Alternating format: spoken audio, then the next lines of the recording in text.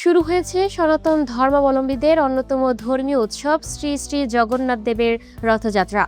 এ উপলক্ষে আন্তর্জাতিক কৃষ্ণ ভাবনামৃত সংঘ ইসকন বাংলাদেশের উদ্যোগে দেশজুড়ে শুরু হয়েছে ৯ দিনব্যাপী উৎসব।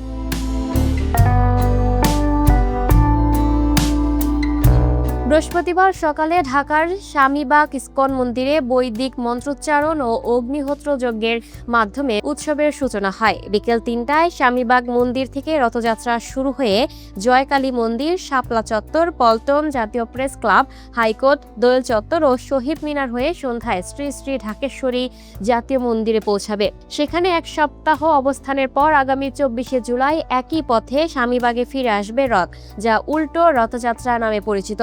ইসকন জানিয়েছে, চলতি বছর বাংলাদেশে তাদের আয়োজনে ১২৮টি রথযাত্রা অনুষ্ঠিত হবে। এছাড়া ভারতের পুরীর রথযাত্রার পর ইসকনের আয়োজিত ঢাকার রথযাত্রাকে বিশ্বের দ্বিতীয় বৃহত্তম রথযাত্রা হিসেবে উল্লেখ করা হয়। ইসকন বাংলাদেশ আশা প্রকাশ করছে, এই ধর্মীয় ও সাংস্কৃতিক উৎসব দেশের সাম্প্রতিক সম্প্রীতি, পারস্পরিক সহযোগিতা ও জাতীয় ঐক্য আরও সুদৃঢ় করতে ভূমিকা রাখবে। Lucky Akter, up to date news, Dhaka.